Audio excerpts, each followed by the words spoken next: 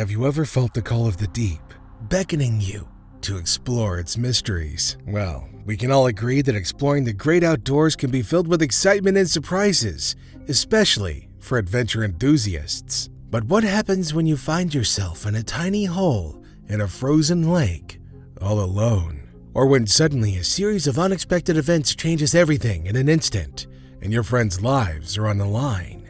This is Fatal Tragedies, with the story of the 3 most tragic diving disasters in human history. Number 1. The Plura Cave Tragedy and the Heroic Recovery.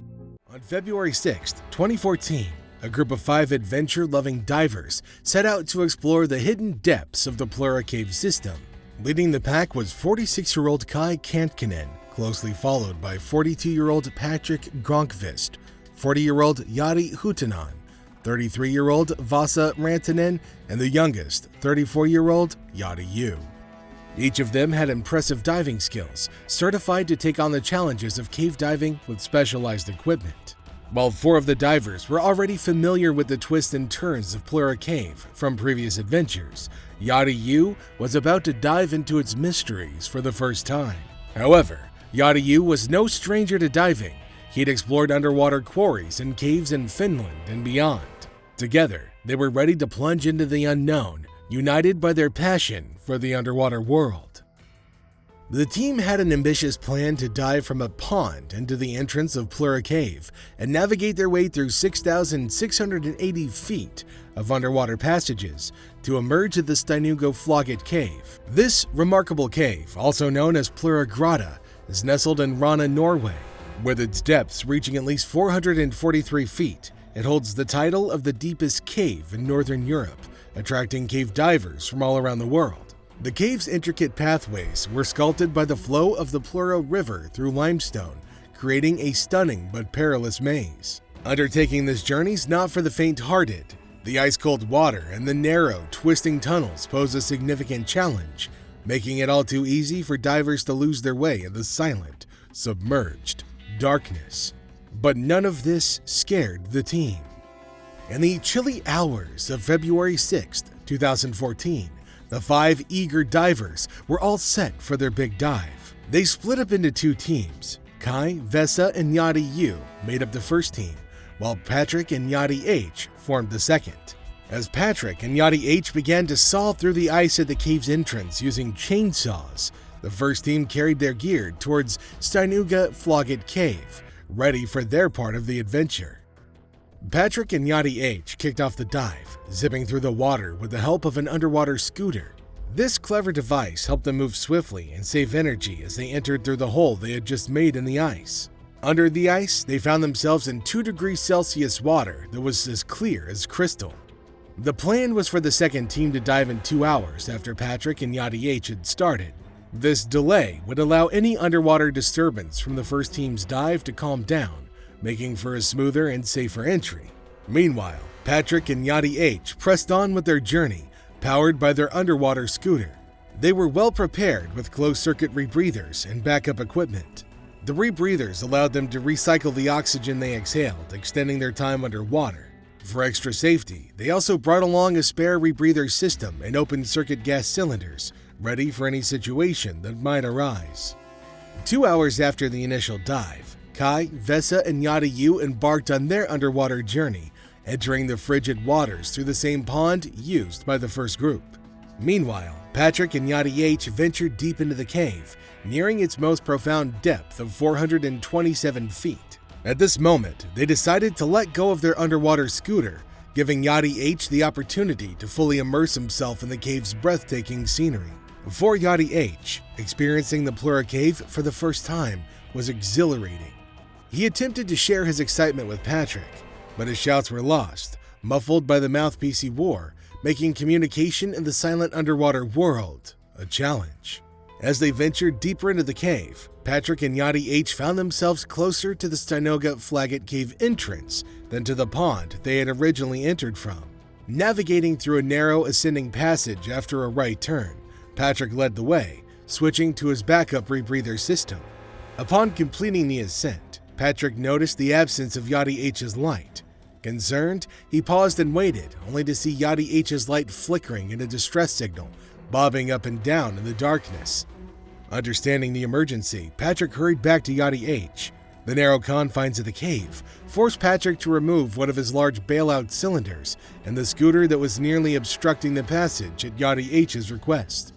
Upon reaching Yachty, Patrick found that his scooter line was entangled under a massive rock. Despite Yachty's attempts to communicate, it was only when Patrick noticed the scooter's predicament that Yachty H managed to dislodge it with force. Instead of moving forward, Yachty H signaled his need for an open-circuit bailout gas, a clear sign that he was experiencing significant distress. At this critical moment, approximately 364 feet below the surface, Patrick handed over the open-circuit bailout gas to Yachty H. Yachty took several breaths from it before attempting to switch back to his rebreather, repeating this process multiple times in an effort to stabilize the situation. It was then that Patrick realized Yachty was struggling to breathe properly.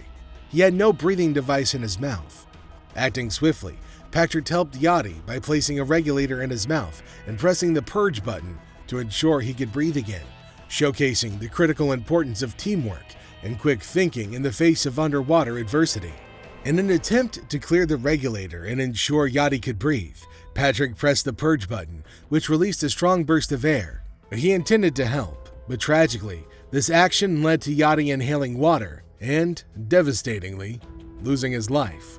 The shock and sorrow of witnessing his friend's death overwhelmed Patrick. Despite his experience as a rescue diver accustomed to seeing the aftermath of accidents, the sight of his friend's lifeless body in such a setting was profoundly traumatic.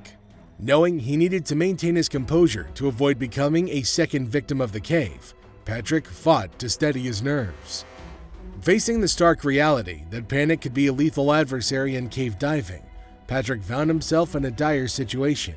With Yachty's body blocking the way, he was unable to backtrack to warn the second group of the tragedy that had unfolded. A quick ascent was out of the question due to the risk of decompression sickness, a potentially life-threatening condition caused by ascending too quickly from deep water. What was initially planned as a 5-hour dive now threatened to stretch into an 8 or 9 hour ordeal. Patrick had already shared his bailout oxygen with Yachty, and with the oxygen cylinder still with Yachty, his options were severely limited. His only choice was to press forward toward the Starnogal Flogget Cave exit, hoping his gas supply could last. As Patrick navigated the perilous path forward, he couldn't help but worry about the reaction of his fellow divers upon encountering Yachty's body. The uncertainty of whether they would all safely exit the cave loomed over him, leaving him to wonder if he might end up being the sole survivor of their ill-fated expedition. Meanwhile, the second group, led by Vesa with a video camera attached to his scooter, was unaware of the tragic turn of events. Vesa, along with Kai and Yachty Yu, had brought an ample supply of bailout cylinders. In a move considered overly cautious by some, Vesa had taken 5 large cylinders with him, a decision that his companions cautioned against due to the potential for restricted movement in the cave's tighter sections. Despite their concerns, Vesa insisted on bringing them, leading Kai to offer help with carrying one of the cylinders. Their journey took a challenging turn approximately 410 feet into the cave when Vesa found himself stuck in a particularly narrow passage. To navigate through, he was forced to remove 2 of his cylinders. Complications continued as one of his fins got entangled with the guide line. In a tense moment, Vesa had to rely on Yachty Yu, who was right behind him, to free the entangled fin, highlighting the critical importance of teamwork and the ability to remain calm under pressure in cave diving. After extricating himself from the entanglements, Vesa realized that the initial delay had extended his dive time, necessitating numerous decompression stops in the cold water, a prospect that he dreaded. Pressing on into the deepest reaches of the cave, he encountered the lifeless body of Yachty H. Determinedly averting his gaze, Vesa maneuvered carefully around the grim sight to continue his journey. As he advanced, he noticed the light drawing nearer, and Vesa encountered Yachty Yu, who slid past him, shouting the grim news of Yachty H's demise, but expressing his intention to find a way forward. A short distance behind, Kai caught up with Yachty Yu and sensed that something was amiss. Attempting to discern the issue, Kai struggled to understand Yachty Yu's words as he moved erratically, possibly disturbed by the sight of Yachty H's body. Yuri's actions grew more erratic as he toggled between his bailout system and the closed-circuit rebreather. Despite Kai's attempts to calm him down and urge him to be careful, the situation tragically ended with Yuri also losing his life in the unforgiving depths of the cave. Left with no recourse, Kai pressed forward, unable to offer aid to his fellow companions. Venturing past Yuri's lifeless form, Kai encountered Vesa, who was fiercely struggling to bypass Yuri's body. In a moment of desperation, Kai shouted to Vesa, urging him to turn back upon learning of Yuri's fate. However, Vesa hesitated, reluctant to face the arduous journey back to the pond entrance where their harrowing ordeal had begun. Alone and facing uncertainty, Kai made the difficult decision to turn back, unwilling to risk waiting for Vesa, whom he feared might succumb to panic and exhaustion. With Vesa's fate unknown and Patrick's whereabouts uncertain, Kai pressed on, grappling with the grim possibility of his demise in the unforgiving depths of the cave. As he ascended, Kai faced numerous challenges. Despite having 2 rebreathers, his air supply was dwindling, compounded by the fact that one of his bailout cylinders was unsuitable for the ascent. Ignoring warnings from his dive computer, Kai opted for a rapid ascent, prioritizing the urgency of reaching the surface over the risk of decompression sickness. Upon reaching an air chamber, located just 98 feet from the entrance, Kai briefly considered conserving his air supply, but ultimately decided to press on, mindful of the precariousness of his situation. With no rescue in sight, he continued his journey towards the entrance, facing additional setbacks when his underwater scooter malfunctioned. Forced to rely on sheer exertion to propel himself forward, Kai struggled through the darkness and cold, knowing that his survival depended on reaching the surface before his air supply ran out. Meanwhile, Patrick grappled with his despair as he navigated the cavernous depths alone. With limited power for his scooter, he faced a difficult choice between staying warm and having light. Each option carried its own risks, adding to the weight of his solitude in the cold, dark waters. Unaware of Vesa's presence behind him, undergoing decompression stops, Patrick pressed on, his thoughts consumed by the uncertainty of his fate and the well-being of his loved ones waiting above ground. As the 3 divers fought their way towards the cave's entrance, each battling exhaustion and dwindling oxygen supplies, their thoughts were filled with uncertainty and guilt over their fallen comrade. Kai, struggling with the weight of his guilt, pushed forward, skipping numerous decompression stops to save time and conserve air.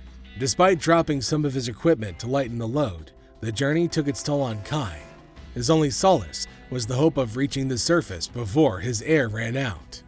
Meanwhile, Patrick continued his solitary ascent, his thoughts consumed by the fate of his friends and the long, grueling hours spent in the cold, dark waters of the cave. As he neared the surface, a glimmer of relief watched over him as he encountered Vesa, who informed him of the other's decision to turn back.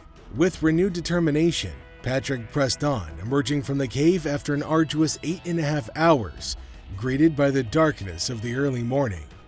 As they changed into dry clothes and waited at the Flogget Cave, Kai finally emerged from the alternate entrance to the pond, exhausted and alone.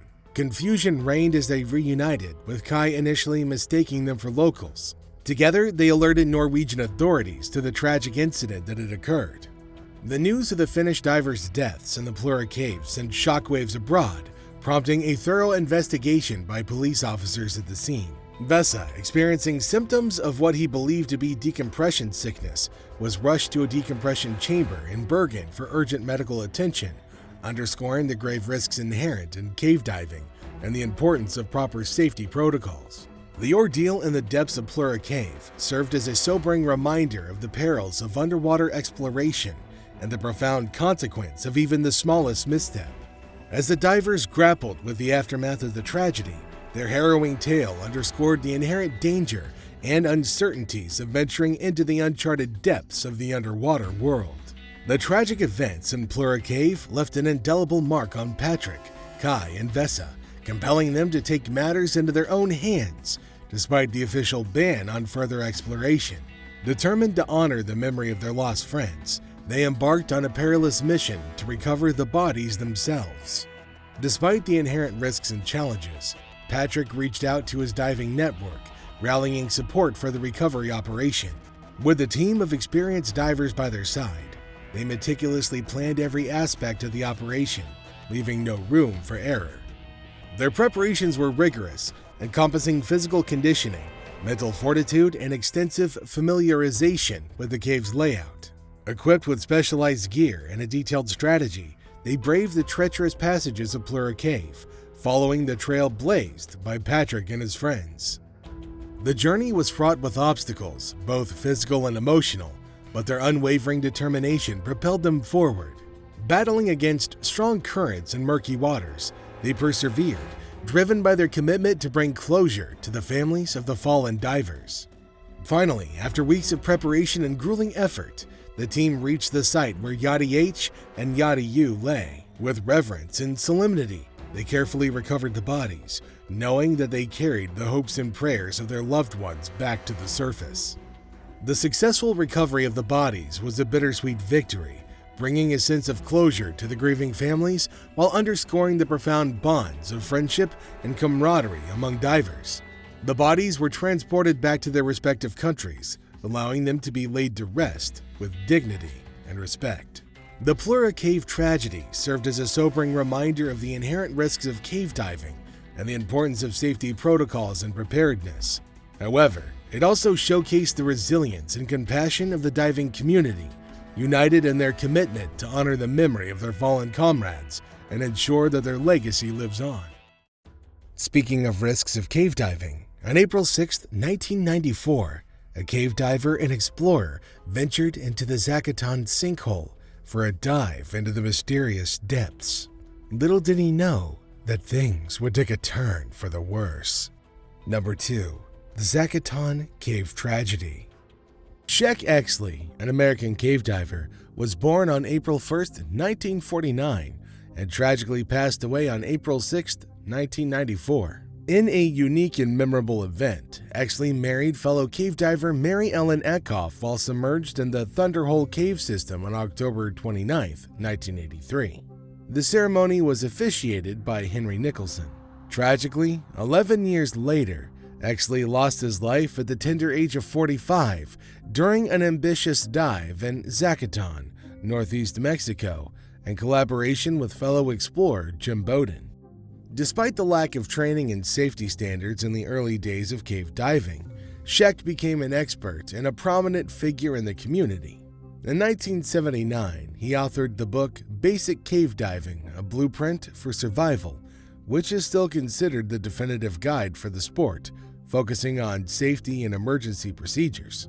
Shek's expertise was unmatched, having logged over 100 cave dives by age 23 and more than 4,000 dives by his mid-40s. Exley's influence extended beyond cave diving into the realm of extreme deep scuba diving, where he pushed the boundaries of exploration. He also contributed to the standardization of safety equipment, notably popularizing the octopus, a redundant second-stage diving regulator essential for rescue scenarios and gas sharing among divers in emergency situations. His passion for diving deep pushed him to become an ultimate competitor, despite the increased risks associated with extreme depths. The deeper a diver goes, the more they face the crushing pressure of water, which can be dangerous for those not prepared. Additionally, depth affects the body internally, leading to conditions like nitrogen narcosis and decompression sickness, which can occur suddenly and with very little warning. However, Shek seemed to possess unique abilities that enabled him to withstand these challenges, making him exceptionally skilled at deep diving. Speaking of nitrogen narcosis, as you dive deeper, nitrogen can build up in your bloodstream too quickly for your body to handle, leading to a condition called nitrogen narcosis. This can make a person feel intoxicated, similar to being drunk, with impairments like hallucinations and dizziness, which are extremely dangerous, especially at great depths. To combat this, divers use gas mixtures with less nitrogen the deeper they go.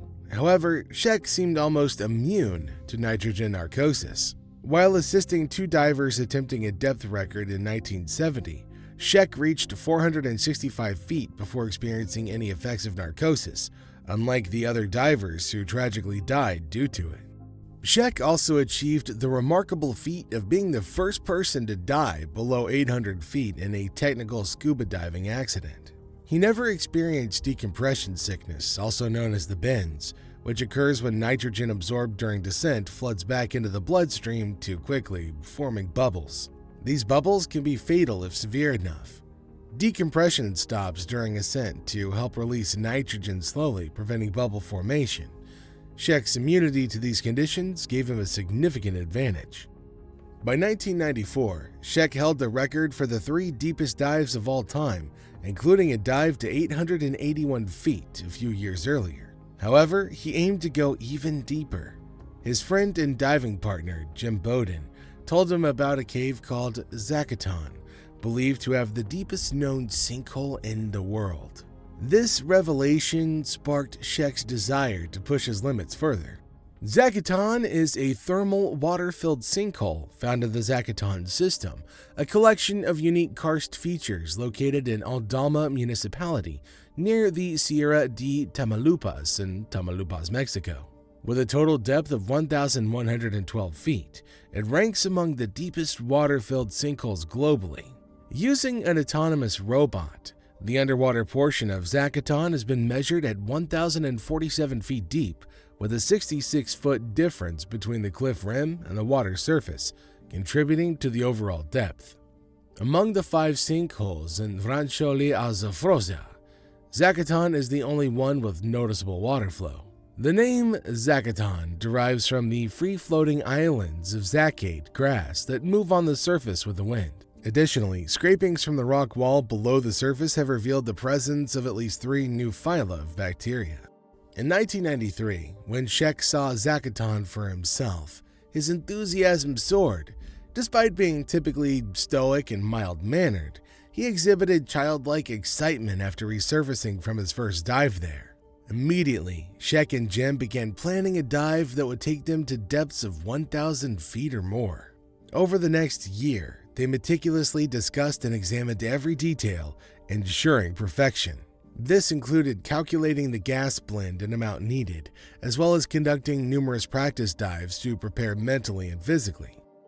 Their thorough planning resulted in a solid and specific plan. They assembled a support team, including divers Ann Kristovich and Marcus Gary, along with Shek's wife, Mary Ellen, and Jim's wife, Karen. Rather than entering Zacatón directly due to surrounding rock faces, they planned to enter from a nearby spring and swim through a 600-foot tunnel connecting the 2 points. Weighted guide ropes were set up in the center for their descent and ascent. Jim would descend first, followed by Shek after 10 seconds to avoid collisions. Their plan involved a rapid descent at a rate of 100 feet per minute, aiming to touch the bottom quickly and begin ascending immediately to minimize decompression time. Despite using precise gas mixtures across over 30 tanks, including nitrogen, oxygen, and helium for rapid decompression, the return trip to the surface would still require approximately 10 hours and 50 stops. Despite being physically fit, Shek, now 45, contemplated his future in diving throughout the planning process. He realized that the invincibility of his youth was fading, a fact brought to his attention during a dive at Bushman's Hole in South Africa. Nevertheless, they set the dive date for April 6, 1994, just 6 days after Shek's 45th birthday, coinciding with the spring break from teaching. On April 6, 1994, Shek Exley and his diving partner, Jim Bowden, embarked on their little project at the Zacatón sinkhole in Mexico. They began by starting a new dive line and swimming through a 600-foot passageway to reach the sinkhole. After completing their equipment check, they signaled their readiness with a nod to each other and separated to follow their respective descent lines. Jim descended first, followed shortly by Shek, who remained about 25 to 30 feet apart but connected by guidelines. They carefully monitored these guidelines as they descended, understanding the potential consequences of any mistakes. After descending for some time, they exchanged nods to confirm their progress, prompting Jim to continue his descent. He paused briefly at around 10 feet before entering into a freefall. During the descent, both divers maintained a deliberate breathing pattern, taking slow, deep breaths to optimize gas consumption and prevent carbon dioxide buildup. They understood the importance of maintaining this pattern, as any alteration could affect their calculations and lead to complications. Their descent was planned to last between 10 to 12 minutes, during which they remained vigilant and focused on maintaining their breathing rhythm to ensure a safe journey to their intended depth.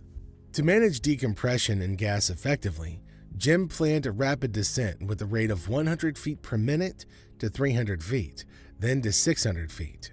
However, he intended to slow down when reaching around 750 to 800 feet due to previous experiences with high-pressure nervous syndrome at similar depths in Bushman's Hole, South Africa. Both Jim and Czech breathed from their air cylinders until reaching a depth of 290 feet. At this point, Czech staged his air cylinder by fixing it to the line. Jim, on the other hand, utilized a small pony cylinder at his back-mounted cylinder for air supply. They later switched to Trimix, containing 10.5% oxygen, 50% helium, and the remainder nitrogen, suitable for deep dives below 290 to 580 feet. Their well-planned gas mixes ensured a safe dive. The dive was going according to plan, but as Jim crossed the 800 feet mark, he saw a light shining in front of him. He could see Czech's light far away. In the meantime, Czech continued into the distance, and he was going at a faster rate than before. Usually, this rate of descent is so fast that it could lead to high-pressure nervous syndrome. At 700 feet, his body couldn't take it anymore and it started going into fits. His vision was obstructed by hundreds of small concentric circles of sparkling dots, and he started experiencing itching and stinging all over his body. This was high-pressure nervous syndrome, brought about by several rapid compressions. The extreme presence of his descent had affected his brain function, and this caused his neural circuits to run wild. At 750 feet, Czech stopped considering his options, which was to abort the descent or continue further down. He decided to continue his descent, but at a slower rate. When Czech reached the bottom of the cave at around 860 feet, his body began shaking uncontrollably, likely due to the extreme depth and pressure. Despite this, he pressed on, albeit with impaired vision caused by high-pressure nervous syndrome. Despite his blurred vision, Czech recognized the lunar-like landscape covered in small rocks and nearly a foot of black sediment, confirming that he had reached an unexplored depth. Aware that a prolonged stay at such depths would require extensive decompression, resulting in additional hours underwater, Czech decided to ascend. He inflated his buoyancy device and started rising. As he ascended, the symptoms of high-pressure nervous syndrome gradually subsided, providing him with relief. Meanwhile, Jim at 900 feet realized that he had consumed more air than anticipated, potentially complicating his ascent and highlighting the challenges of deep-water exploration. As Jim continued his ascent, he became increasingly concerned about potential regulator failure, which could have catastrophic consequences. To mitigate this risk, he inflated his buoyancy control device, halting his descent at 920 feet. He switched from his main tank to his backup tank at 450 feet to ensure a continuous air supply. However, when he attempted to use his backup tank, the regulator broke off forcefully, causing panic. Despite managing to reattach the regulator, Jim remained unsettled as it was no longer securely fastened. He had to manually open and close the valve with each breath, adding to the stress of the situation. Jim encountered around 8 minutes of decompression stops between 350 feet until reaching the next stage bottle. Upon reaching it, he switched to the staged air, relieved to have a functioning regulator once more.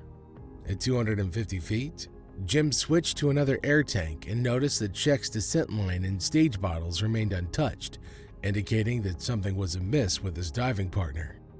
As Jim continued his ascent for decompression, his heart sank at the realization that Czech had not resurfaced. He tried to console himself with the hope that Czech had descended far below and would soon emerge.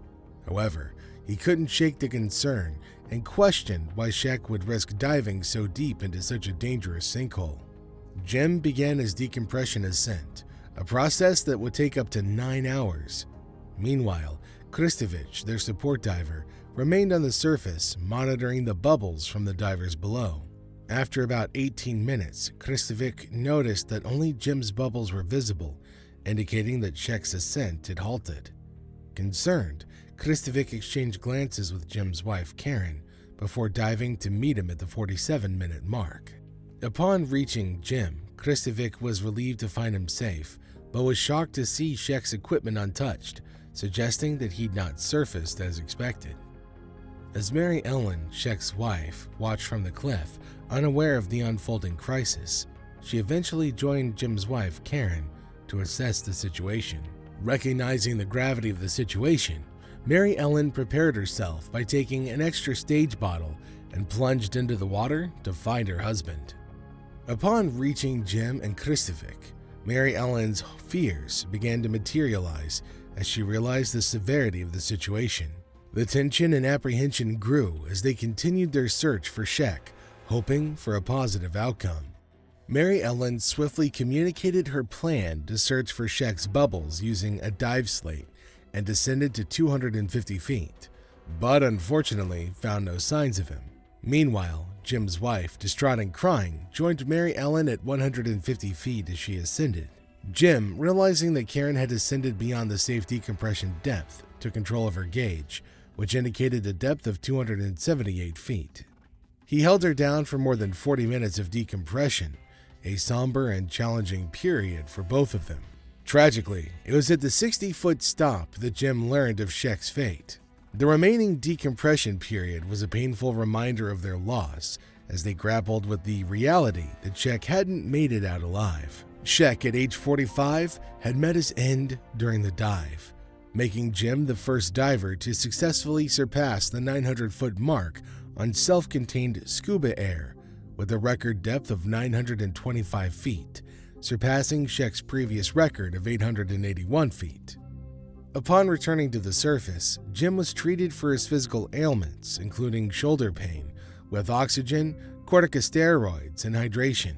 On April 7, 1994, Kristovic and the support divers returned to the sinkhole to recover equipment from both guidelines.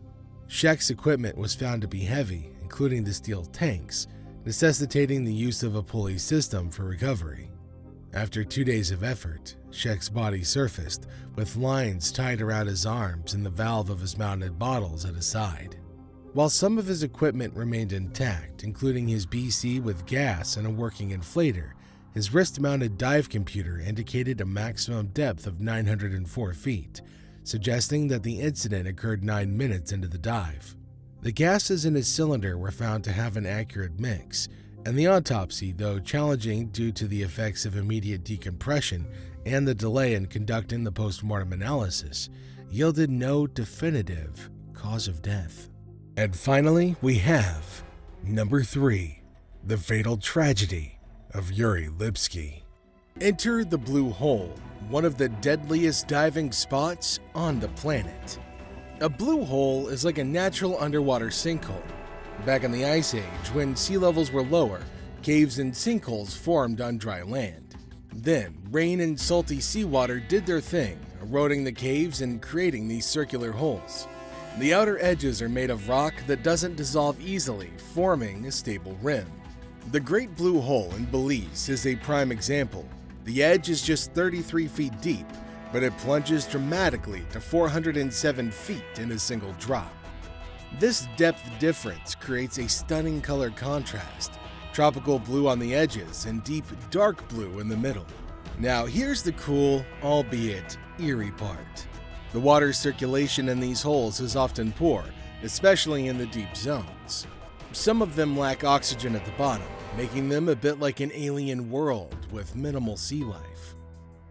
Despite these quirks, blue holes are popular diving spots. They usually lack strong currents, making them accessible and convenient. People are drawn to the mysterious allure, even if some spots have a bit of a sinister reputation. Now let's talk about the deadly reputation of a specific blue hole near Taha. The thing is, it's not crystal clear why it's dubbed a diver's cemetery. No official records track the number of dives or fatalities, so it's hard to compare the danger level to other diving spots. The mystery around its danger seems to attract rather than deter divers. It's like a beautiful, deadly enigma that adventurous souls can't resist exploring. Right on the shore, there's a memorial for divers who lost their lives in the hole. Almost morbidly, potential divers check out these plaques before taking the plunge, hoping to avoid needing a recovery. The reality is that the recovered ones are just a small fraction of those down there. Due to the hole's size and depths, some people aren't found until much later, making recovery challenging due to decomposition. In a rather morbid twist, divers often capture videos during their blue hole dives. When reviewing these later, lost individuals' equipment occasionally surfaces, resting in the sand or rocks along the bottom. I know what you're asking yourself. What are the potential reasons for danger? The unique shape of the Dahab hole could be a factor. From the surface, the walls narrow like a funnel as you go deeper. At 170 feet, there's a large arch leading to an 85-foot tunnel that diagonally descends through the wall into the open ocean. From there are rapid drops reaching 2,600 feet. For these deep drops, only technical diving works as regular air becomes toxic. The rapid descent from the surface might make it easy for divers on regular air to go too deep without realizing it. Nitrogen narcosis becomes too intoxicating and they may pass out. Interestingly, it's not just divers on regular air who face tragedies there. Speaking of tragedies, this is Tarek Omar. Who is he? He's a professional technical diver and instructor, affectionately known as the Bone Collector and Gravekeeper. His unconventional titles are linked to his involvement in body recoveries at the infamous Blue Hole in the Sinai Peninsula of Egypt. The Blue Hole is a renowned dive site attracting both novice and expert divers. However, it holds a dark reputation as possibly the deadliest dive spot globally, with estimates of over 130 to 200 lives lost, though the exact number remains uncertain due to the lack of official records. Tarek has been a part of the majority, if not every single of the body recoveries since the late 90s. Despite the numerous cases, he's lost count of the incidents. The first two divers he recovered were Martin Gara and Connor O'Regan in 1997. Martin and Connor, experienced and meticulous divers, traveled from Ireland to Egypt for a year of diving adventures. Their passion for diving was evident as they planned to establish a travel agency specializing in overseas dive tours upon returning to Ireland. In November of that year, during a dive at the Blue Hole with the PADI Diving Organization group, Martin and Connor got separated from the rest. Alone and unintentionally descending too far for their gas mixture, they lost consciousness, their regulators fell out, and they sank to 213 feet. The group realized the situation only when the two failed to return on time. Despite a swift search, Martin and Connor were found too late, adding their names to the tragic stories of the Blue Hole. Similar to other renowned diving destinations, the Blue Hole in Dahab, Egypt is surrounded by local guides ready to assist adventurers. Normally, these guides offer gear rentals, allowing visitors to equip themselves adequately for their underwater exploration. Moreover, for added safety and guidance, adventurers have the option to hire these local guides who could lead them through the shallower sections of the Blue Hole, ensuring a secure and enjoyable sightseeing experience. But that's not what Yuri Lipski was after. On April 28, 2000, Yuri Lipski, a 22-year-old Russian diving instructor, set out on a journey into the Blue Hole. With a very profound understanding of the challenges posed by deep diving, he was thoroughly prepared for the descent toward the arch. During his final moments on land, witnesses observed that he was fully geared up for diving but lacked two critical elements: a diving buddy and a second oxygen tank. In outdoor activities like diving, having a companion is recommended due to the isolation and potential unreachability of immediate help, as unforeseen accidents can happen. Despite this recommendation, Yuri Lipski seemed to believe he could make the descent on his own. According to a local diving instructor and guide who had seen Yuri a year before his death, Lipski, like many others, expressed a strong desire to dive the Blue Hole, regardless of experience and certifications. This suggests a possible tendency towards recklessness and overestimation of his diving abilities. Yuri's father had reportedly made him promise not to engage in stupid things. Upon arriving in Dahab from Russia for a quick vacation, Yuri brought around 80 kilograms or 176 pounds of gear with him. Although he initially went to Tel Aviv to visit a local, he returned to Dahab expressing his intention to go diving because it was a beautiful, unique place in the world. Local accounts reveal that Yuri Lipski spent around 30 to 40 minutes wandering around, seeking an experienced diver to accompany him. Eventually, he found a different guide to go with him. However, Yuri's companion returned 15 to 20 minutes after they began the dive, but Yuri Lipski never made it back. It was strange, and no one knew where he was. There was a mystery about what had happened to him. So, what happened? Sadly, during Yuri's dive, he took a video of his final moments. But before we see what it contains, here's a spoiler. Despite what many people believe, Yuri Lipski didn't record his own death on video. Those are just spicy rumors. He only filmed the moments right before he died because the video stops before showing his actual passing. The footage kicks off with Yuri near the water's surface, surrounded by fellow divers, coral reefs, and fish in the bright blue and clear water. Taking a moment to fiddle with the camera, Yuri seems to attach a lens cover, perhaps to shield it from the anticipated pressure. After satisfying adjustments, his attention shifts to two divers ahead, their regulators creating a string of bubbles as they float, seemingly engaged in conversation. Yuri gets close enough to almost touch them before moving on, gazing into the distance where only dark water is visible, with bubbles indicating other divers at greater depths. Yuri starts moving toward those bubbles. Skipping ahead in the video, Yuri stops fiddling and starts his descent. Refocusing, he directs his gaze towards another diver below, possibly the local guide. The diver emits bubbles and Yuri swims past, looking up to the sunlit surface and then down to what appears to be the bottom, actually the inner wall of the hole, where the water is noticeably darker. Now, for this one, I'm going to do something that I don't typically do. I'm going to run the video without commentary, letting you listen to Yuri's breathing as he descends.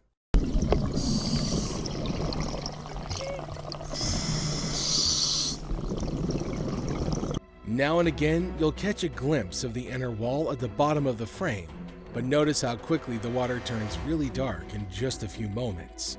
Around the 5-minute mark, Yuri Lipski starts screaming.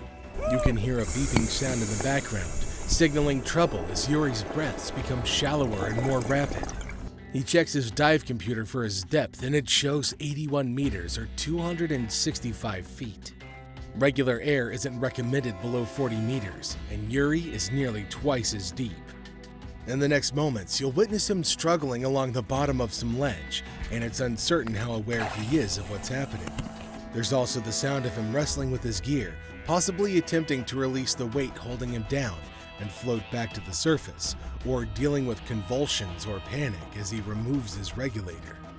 The camera points downward, revealing the desolate ocean floor as Yuri desperately stirs up the sediment, fighting for his life. Abruptly, the video cuts off around the 7-minute mark, leaving a haunting silence. As 40 agonizing minutes crawl by with no sign of Yuri, the harsh truth sinks in. Yuri is never coming back. He's dead. The weight of the situation becomes palpable. His parents get the devastating news, and his dad comes to Dahab the next day, facing the tough reality. After pleading with the locals to recover Yuri from the depths, Tarek eventually volunteered for the daunting task of retrieval, marking the deepest recovery anyone had attempted at the time. Yuri was eventually discovered lying face down with excessive weight at a final depth of 91 meters. Tarek also observed that, in an attempt to increase buoyancy, Yuri's buoyancy control device had burst due to being overfilled. In the end, Yuri was brought back up, and all of his personal belongings, including the camera, were returned to his parents. At the time, Tarek assumed the camera, rated for a depth of 75 meters, had broken and no footage would have been captured. Unfortunately, as witnessed, it had recorded everything, and the footage was subsequently shown to Yuri's mother and father. Tarek has mentioned that had he known the camera was functional, he would have flooded it himself. Now, I know what you're asking yourself. What really happened to Yuri Lipski? You might be thinking, well, it's obvious, he drowned to death. However, the diving communities have different opinions on what ultimately caused Yuri Lipski's death. Many speculate that the 22-year-old met his demise due to oxygen intoxication and nitrogen narcosis, both common causes of death for divers who go too fast and too deep. Oxygen intoxication occurs when a person inhales too much supplemental oxygen, also known as oxygen poisoning. This excess oxygen damages lung tissue and fills the lungs' alveoli with fluid, making it challenging for the lungs to transport oxygen to the bloodstream. The suffocation from within the body impairs the central nervous system, resulting in symptoms such as coughing, dizziness, confusion, and blurred vision. Certainly not the best things to experience when you're several hundred feet from land and have no one else to help you. Another potential factor in Yuri Lipski's death is nitrogen narcosis. Similar to oxygen poisoning, nitrogen narcosis can impact mental functioning. Scuba divers often encounter this when breathing in compressed air from their tanks. It induces a state resembling drunkenness, affecting neuromuscular function and behavior and altering consciousness. Being drunk underwater is far from ideal, especially when you're deep in the sea. Regardless of the cause, it's evident that Yuri Lipski began losing control. He could have inflated his buoyancy control device to ascend, but his mental state might have made it challenging. It's possible that the effects of either oxygen poisoning or nitrogen narcosis were too severe for him to realize that he should inflate his BCD. Funny enough, remember when Yuri's father warned him not to do anything stupid? This has kept me thinking. Maybe what truly killed Yuri Lipski may have been overeagerness. I may be wrong, obviously, but both his father and local divers appeared to notice that Yuri Lipski was excessively enthusiastic about diving into the blue hole. His father, based on his comments, seemed to recognize that. Yuri was overconfident. Typically, technical divers bring tanks with gas mixtures to counteract the effects of nitrogen narcosis at considerable depths, like those found within the blue hole. However, Yuri only brought a single oxygen tank. Some speculate that he might have been attempting a bounce dive. According to a 2018 WorkSafe technical bulletin, a bounce dive involves a diver reaching depths shallower than 21 meters, with less than 15 minutes of surface intervals between consecutive dives. Engaging in bounce diving carries the risk of decompression sickness, an ailment that affects divers during ascent due to rapidly decreasing pressure in their surroundings. Considering the circumstances surrounding his death and the events leading up to it, the more straightforward explanation is that overconfidence and recklessness were the culprits. Enthralled by the prospect of reaching the blue hole's bottom and Tahab, Yuri descended to extreme depths too quickly and did so alone with only one oxygen tank. This happened after he'd visited the blue hole only once in the year before his tragic death. While his demise is undoubtedly sorrowful, it serves as a reminder for adventure enthusiasts like us not to overestimate our abilities when facing the powerful forces of nature. Yuri's footage is now utilized as a cautionary tale for new divers, emphasizing the perils of scuba diving. The remarkable aspect of the video is how swiftly events unfold. From the point where the water appears clear and calm, everything is seemingly fine. Just a few moments pass before the surroundings turn pitch black and alien. It's a rapid transition, leaving little time to comprehend what's happening before it's already too late.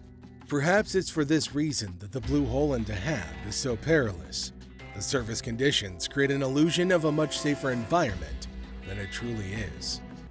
Have you ever underestimated nature's power in your own adventures? Make sure you share your thoughts below, and don't forget to like the video and subscribe to the channel for more captivating stories. And remember, the nature's mysteries are best approached with respect and caution. Stay curious, stay safe, and until next time, happy exploring.